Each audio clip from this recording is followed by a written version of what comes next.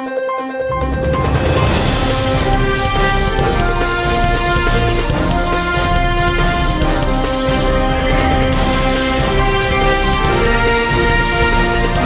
नगरी 24 तास न्यूज, रोखोक बातम्या आणि बरच काही. उपमुख्यमंत्री अजित पवार यांच्या निधनानंतर त्यांच्या पत्नी सुनेत्रा पवार यांनी उपमुख्यमंत्री पदाची शपथ घेतली. त्याआधी राष्ट्रवादी काँग्रेसच्या विधिमंडळ गटनेतेपदी त्यांची निवड करण्यात आली. सगळ्या आमदारांनी एकमतानं त्यांची निवड केली. त्यानंतर आता राष्ट्रवादी काँग्रेसचे राष्ट्रीय अध्यक्ष कोण होणार यावर चर्चा सुरू झाली आहे. त्यावर राष्ट्रवादी काँग्रेसचे आमदार आणि माजी मंत्री माणिकराव कोकाटे यांनी भाष्य केलंय. दोन्ही राष्ट्रवादीच्या विलिनीकरणावरही ते सविस्तर बोलले. दोन्ही राष्ट्रवादी काँग्रेसचं विलिनीकरण हा कौटुंबिक विषय आहे. या संदर्भात सुनेत्रा पवार निर्णय घेतील आणि तो आम्हाला मान्य असेल असं कोकाटे म्हणाले. विलिनीकरणासाठी काय अटी शर्ती आहेत, काय चर्चा झाली याबद्दल आम्हाला माहिती नाही.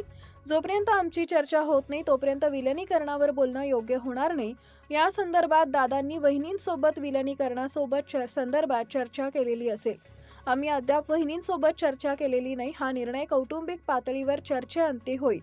तो निर्णय विधिमंडळाच्या सगळ्या आमदारांना आणि पदाधिकाऱ्यांना मान्य असेल असं कोकाटे म्हणाले.